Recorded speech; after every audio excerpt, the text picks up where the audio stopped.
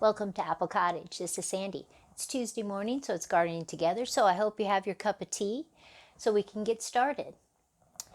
Now, last Thursday, I did an episode. I was down in the library of our family room, and we talked about fruit trees. So today I thought we would extend that and talk about soft fruits. Now, soft fruits would be anything from raspberries to strawberries to blueberries. There's just so many. To list a few: strawberry, raspberry, blackberries, gooseberries, currants, blueberries, elderberries, goji berries, arona berries, huckleberries, honeyberries, chokecherries, cranberries, and a myriad of other berries. I have a lot of berries, a lot of brambles on my property. I just love them.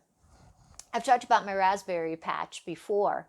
It's about 8 feet by 8 feet by 11 feet. It's a triangle shape. And every year I freeze about 90 cups of raspberries from that area. It's phenomenal. I think it's a great addition to a homestead or a suburban homestead because fresh fruit is just so nutritious, so lovely, and I really think it's important to have fresh fruit as much as you can. I freeze a lot of it so I can have it in the wintertime. I make jams and jellies out of my different fruit. And I just want to try to preserve as much as I can. I even dehydrate some of it. Now, if we break that down, let's say we start with strawberries. Now, strawberries are a favorite. You can get them any time of the year in the grocery store, but they don't taste like a strawberry that you picked from your garden. Any of you that grow strawberries right now can attest to that. Sometimes you buy them, they look so big and beautiful in the wintertime. Not hardly any flavor at all. They pick them too early. They ship them from thousands of miles away. They put who knows what kind of chemicals on them. So I think it's just much better to grow them yourselves. I like to have a variety. I have ones that you would consider an early variety. I like day neutrals, and I like summer fruiting. I like to have different kinds because you just never know what can happen in any given summer. Now, I like to mulch my strawberries. I like to put straw around them, but I never mulch until about mid-June. This is because, especially if I'm just planting some new strawberries, I want that soil to be warmed up some before I put the mulch down. You can actually buy what they call strawberry mats. They're 2 sections. They go around the plant, and it's just supposed to protect so that the strawberry's not sitting on the soil. An expense I would never do, but a lot of people use those and a lot of growers use those. I just find straw just to be a perfect mat. Now, my beds that I've had for a long time, I don't remove the straw ever. It just biodegrades. But strawberries are a lovely thing. A lot of times if you have a bird problem, you'll need to net them. I've taken little tiny rocks about this size, painted them red, and then made them look like a strawberry. I painted them to look like a strawberry. And if you put those out early, the birds will come down and they start pecking on them, and they realize, oh, that doesn't taste good. And they're less likely to come back when they're regular strawberries because you have all these little rock strawberries around your strawberry patch. Just a trick. My favorite thing of all my berries is raspberries. And I have what they call summer-bearing raspberries, and I have what they call fall-bearing raspberries. And we could go into all the technical parts of that, but today I think we'll just leave it at summer-bearing and fall-bearing. I'll do an individual video when we can go out and look at the raspberries and go into the more technical parts of that. A new raspberry I have just ordered well, a few weeks ago I ordered it, is a fall bearing one, but it's yellow. It's called Anne. And the reason why I got that is because at the University of Wyoming in Laramie, which is about 7,000 feet, they grow Anne. It's a wonderful tasting yellow raspberry and so hardy. And in Wyoming, our winters can be brutal. And anything they can grow in Laramie, you should be able to grow any place in America. So Anne is my new one. So those will come in May, and I'll plant those. And an interesting note on a fall bearing. It is not like a summer bearing where the cane comes up and the second year you get your raspberries. In a fall bearing, you get them that year. And then in the wintertime, I cut those all down. Or you can take your lawnmower and mow them all down, and they'll come up, and the next year you'll get raspberries again. Let's go to blackberries. Now, blackberries is a tough thing for me to grow because it really likes the lowest zone 5, and I'm a zone 4B. So I do have one blackberry plant. It's very guarded. It's in a microclimate. I get some blackberries off of it, but it doesn't do where, like in the South, where they just become brambles and they're just everywhere and they send suckers up and they grow and grow and grow. This one doesn't really spread at all, and I think it's just because of our temperature. But it's nice to have them. But blackberries is something that you can really, they really cross-pollinate. They really, genetics, they cross-pollinate these with other things to make different berries. And from a blackberry, hybrids of blackberries are loganberries, boysenberries, tayberries, wineberries, dewberries, marionberries, tumbleberries, sunberries, and youngberries. I'm sure there's more. But all of those are hybrids of blackberries. I find that very interesting.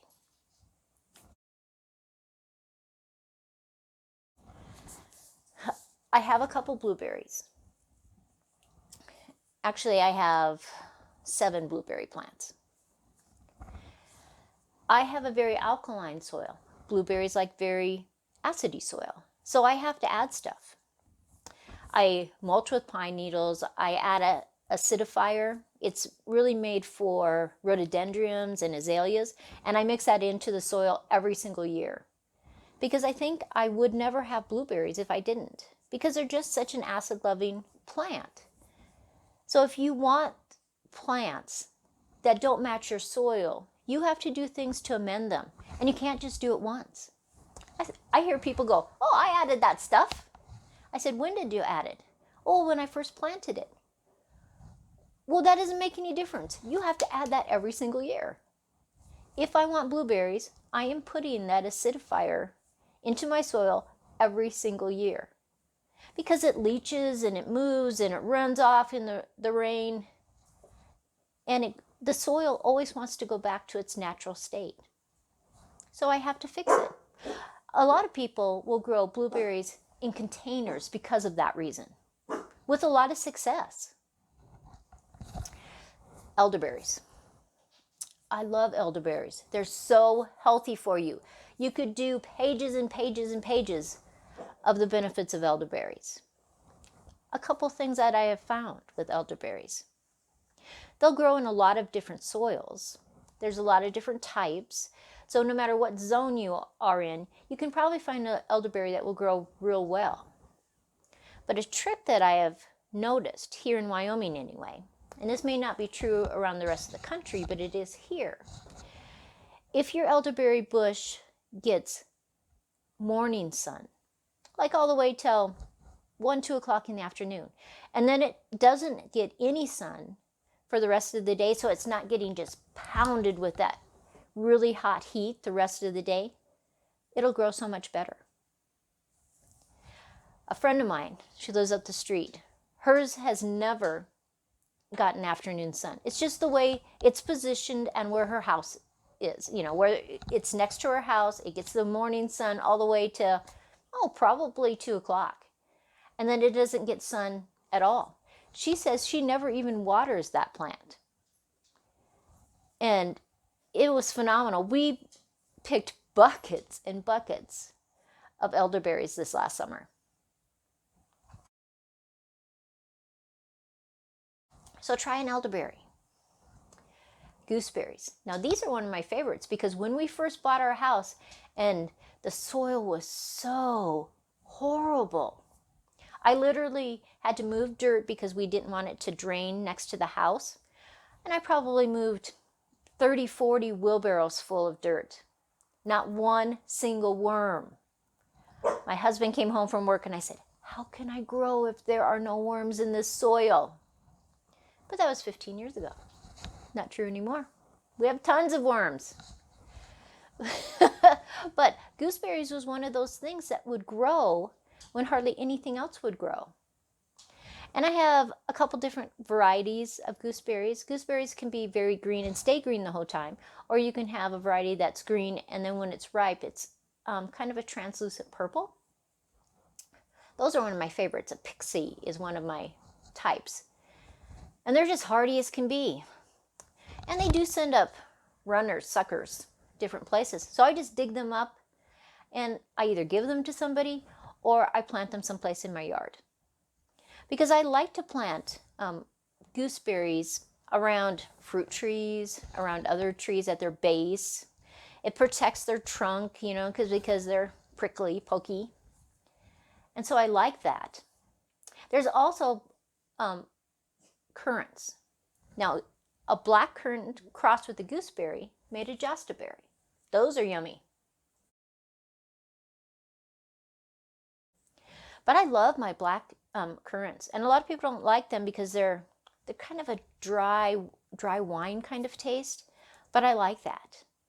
And when they're ripe, they're big and plump, big as a dime, and you just pop in your mouth and eat them. But they make a great jelly.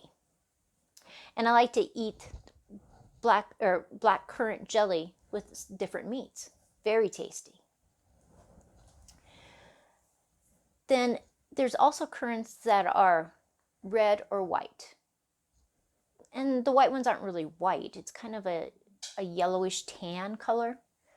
Very tasty. And they're very sweet. So are the red ones. But a lot of people will not just grow them as a bush, they'll grow them as a cordon, which means that it's just straight up. It's kind of like a tree. And then it has the berries all over the place. And that's very attractive looking. I've actually even seen cordons or currants that are grown as espalier and they're fan shaped. And that's very beautiful too. One of my favorite unusual berries is a honeyberry. You do need a male and a female plant. And they used to call them dead man's thumbs because they're kind of in the shape of a thumb and they're dark purplish blue. They kind of taste like a blueberry. They have as much nutrients and vitamin C and stuff as a blueberry. And the thing I like about them is that they bloom so early. My bumblebees have come out and they're looking for pollen and flowers, and the honeyberry is perfect for them. And even when we have gotten snow and frost, those flowers stay on and they still produce honeyberries. So that is a tough berry to have. I have some cranberries. They're northern cranberries. And so they're like a bush. And I had a few flowers on them this last year. And so this year I hoped for them to produce for the first year. Last spring, into May, we had 11 inches of snow. Who has that? That is craziness. So that made a lot of my fruit and berries not produce as well. A side note. Sometimes we have summers and the wasps are just crazy and they want to eat your fruit, especially like raspberries and blackberries and blueberries and anything they can get their hands on.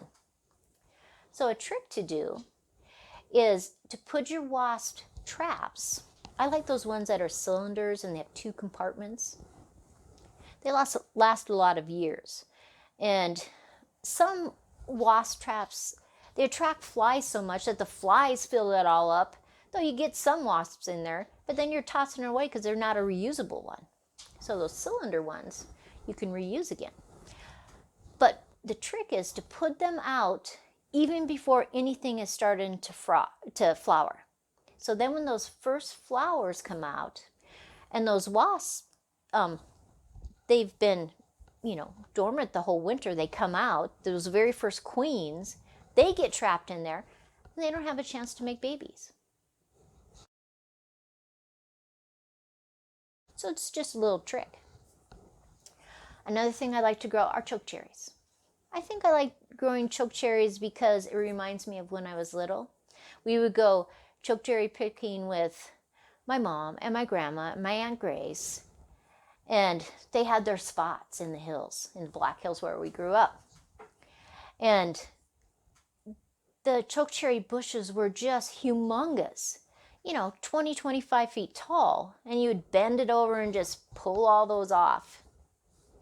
The thing I did not like about them is when we had to cook them up. And we would be the ones, we'd have these sieves, and you had this wooden dowel that was kind of triangular shape, and you'd go like this, getting all that juice out of there. Horrible. Now I use a steam juicer. Everyone needs one. I'll put a link. You can buy them on Amazon. I've had mine for so long, and it's just phenomenal. I don't have to take the stems off. All I need to do is wash them, throw them in there, and it's going to take the juice out for me. Berries. Now, a berry it kind of looks like a chokecherry, only it's larger, and on the bottom it has the part where the flower was, kind of like an apple. When you turn the apple over, and you can see where those petals of the flower were, an berry has that. They are incredibly tart. You can't eat them just off the bush, but they have more vitamin C and antioxidants than even blueberries. So you have to make something with them, syrup or jelly. Otherwise, the birds are going to eat them. Huckleberries is a good thing to have. And gojo berries. A lot of people are growing those now just because they're so healthy. I don't have those in my yard yet, but I'll add those. Now, a lot of berries, birds like to eat. So if you don't want your birds to eat them, you might have to net them. I have netted raspberries in the past a couple times, but I thought it was more work than it was worth. If I have some birds that want to take some of my berries, I'm going to let them. But if if you only have a little bit of fruit, soft fruits, probably it's worth netting them. But the more you get, and the more you have them in different parts of your yard, and I try to, in the summertime, try to keep my bird feeders full, except for when my raspberries are at their peak. Then I don't fill my bird feeders at all. When I know the raspberries are almost perfect, about a week before, I stop putting any bird seed in my bird feeders, because the birds will go to other places and they'll always come back. But I don't want them eating my raspberries, and I don't want to net my raspberries. And a lot of berries, it's best to pick them when they're perfectly ripe. I know in the stores they don't, because they ship them from thousands of miles away. But I want them to be perfect. I guess to conclude, try a new berry this year. One of my favorite places to buy a lot of different kinds of berries is Nourse Farms. I'll put a link below. They have great prices. They have great varieties. They give you a lot of information. It'll tell you the zones that they grow well in. And they also have things like horseradish and rhubarb, things like that. But it's mostly soft berries that they have. And I have just had so much success buying from them. I think it's a great place. And there's other places. You could, of course, buy it from a box store. Why? I don't know. Because you can order them and they'll ship them to you when you want them. But this is Sandy at Apple Cottage. I hope you have a great day. On Thursday, on Gardening Together, I am going to talk about these contraptions. If you don't know what they are, tune in on Thursday, because I'm trying not to use any plastic at all. So, like, subscribe, share with your friends. I'll see you Thursday.